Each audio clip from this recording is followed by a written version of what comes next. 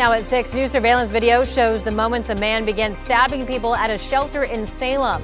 We'll share that video with you, as well as more details on suspects' prior convictions. And later, Portland City Council upping the settlement amount for Black residents and descendants of the people who were forced out of the Albina neighborhood. Why one counselor says the initial amount wasn't enough. And we are live along the Portland waterfront. I've got some details about where you can and can't boat on the Willamette this weekend because Fleet Week is in full swing. The ships are here and you can tour them all weekend long. KGW News at Sunrise starts right now.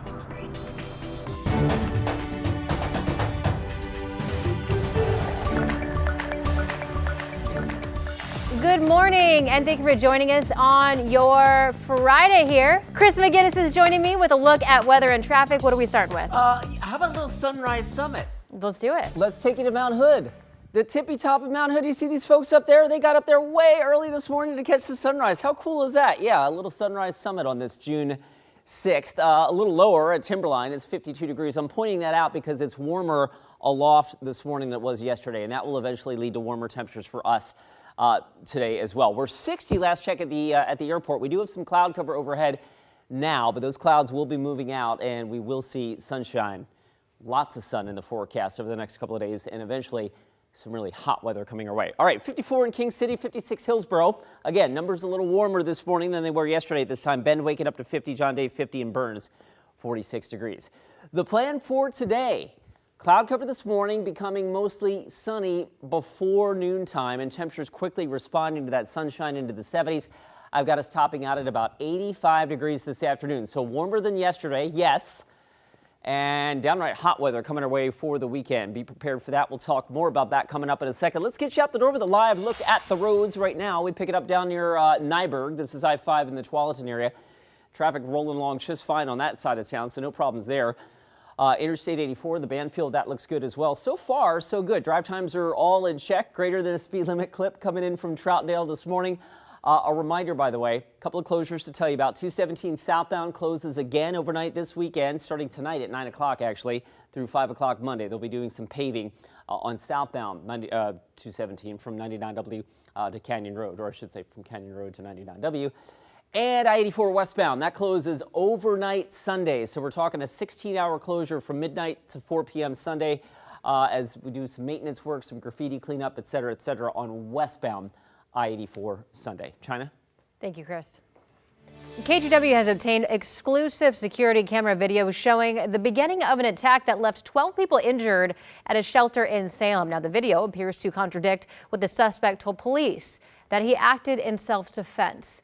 We want to warn you that while we have edited and blurred some of these images, it's still difficult to watch. Investigative reporter Kyle Boshi has the update. Sunday, June 1st, 7:20 p.m.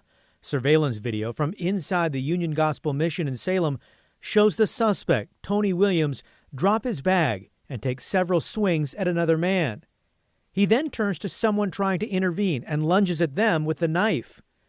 Another man tries to calm the suspect when he too is stabbed repeatedly before falling to the ground. Williams continues to stab him even as the man gets up. The suspect then runs away, leaving behind a bloody crime scene and several victims suffering serious stab wounds. Outside the shelter, police say Williams stabbed others. In all, 12 people were injured. Officers arrested Williams nearby and say they recovered an 8-inch knife. He's charged with attempted murder and assault. Court records show the 42-year-old has a history of mental health issues and violence, including at least 3 prior cases in Deschutes County involving knives. Following his arrest in 2016, Williams was sent to the Oregon State Hospital for treatment after a mental health expert found him unfit to proceed. Over the next 9 years, he'd be in and out of mental health programs between arrest and jail, a cycle that continued Sunday, following his arrest for a stabbing spree at a homeless shelter. Kyle Boshi, KGW News. The FBI prevented what it's calling an imminent plan for a mass shooting at the Three Rivers Mall in Kelso.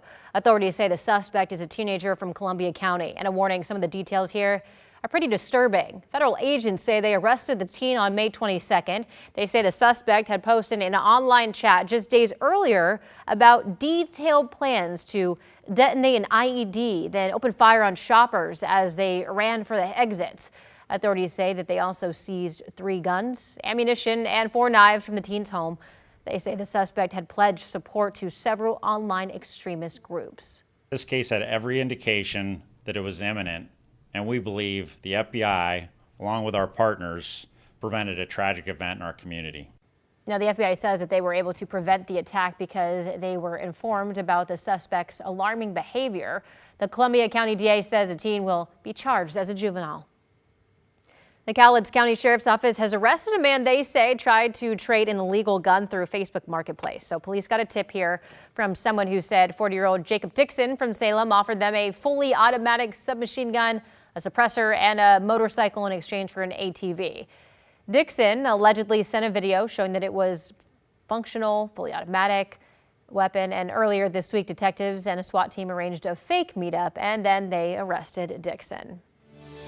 In less than a month, Portland will see its biggest parking meter fee increase in the city's history. Officials say they have to do something to make up for a huge budget gap in the Bureau of Transportation. So starting July 1st, parking in downtown Portland will jump to $3.60 an hour. That's a 25% increase. Mayor Keith Wilson also asking to extend meter hours until 10 p.m. The price hike will raise an additional $6.8 million, and he's confident that the number of people parking downtown will continue to go up, though some who live in this city not so sure about that one. People don't want to meet me down here. They don't want to drive down here because of, the parking. It's harder to find parking down here. The mayor is also considering adding a transportation fee on Portlanders' utility bills that would pay for road repairs. But our team at The Story did a deep dive into this topic. To see their full reporting, head over to KGW.com. All right, between Fleet Week and this warm weather we're expecting a lot of people down by the river this weekend. And that's where we find Ashley Grahams this morning along the Portland waterfront. Ashley, you have some reminders for people heading out to the Willamette. Yeah, reminders because we expect so many people to be down here this weekend. It's sunny this morning, a little bit cloudy, but should turn into a wonderful day. There's 8 ships down here that you can tour. This is the U.S. Coast Guard cutter Eagle this morning. Take a look, though, as these ships came in. Of course, you might remember all the bridge lifts this week. We also expect a lot of recreational boats on the river this weekend with such warm temperatures. I do want to give you a heads up. There's a safety zone in place on the river because of Fleet Week ships. Here's a map showing the area under security. It's between the Steel Bridge and the Hawthorne Bridge. The U.S. Coast Guard is in charge of this zone. They're being helped out by the Multnomah County Sheriff's Office. No vessel or person may transit the zone without inspection and approval from the U.S. Coast Guard. Boaters should hail the Coast Guard on VHF Channel 23 Alpha for clearance. Once cleared, recreational vessels will be escorted through the center lane by Coast Guard auxiliary boats.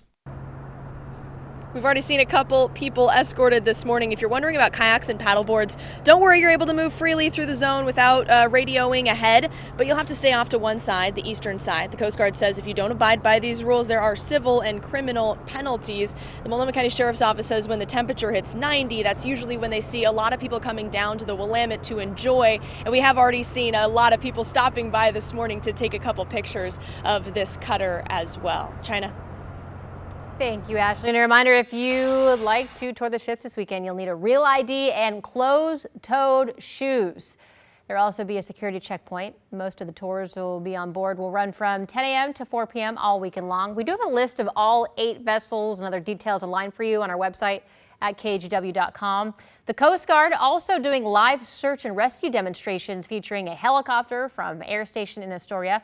And you can catch that tonight at 7:30 and on Saturday and Sunday at 2 p.m.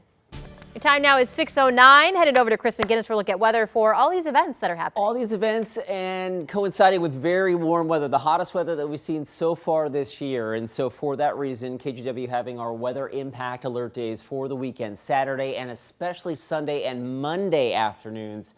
There's a moderate heat risk across the area. Again, easily the hottest weather that we've seen so far. I'm sure it will eventually get hotter than that this summer, but just don't overexert yourself in the heat. Stay hydrated, all that kind of stuff.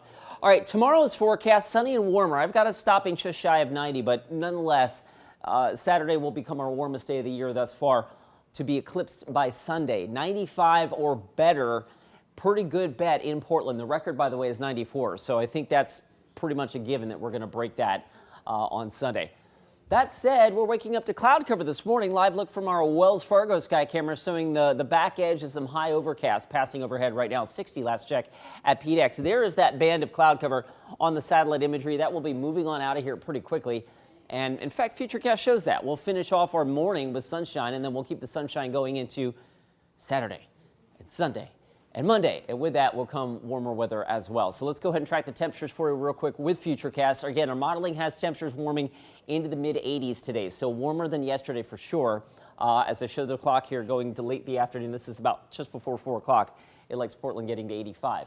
Fast forward to tomorrow, we warm up a couple more degrees, stopping just shy of 90, but then well over the 90-degree mark on Sunday. Not only that, but the gorge, the East Gorge, could be in excess of 100 degrees, getting out towards the Dalles and Arlington, and we'll be back in that territory again on Monday for those locations. Our 7-day forecast, again, 3 pretty hot days coming our way, the hottest weather of the year so far, so just use caution if you're out there in the afternoon, stay hydrated, et cetera, et cetera.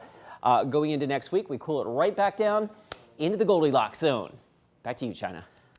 Thank you, Chris.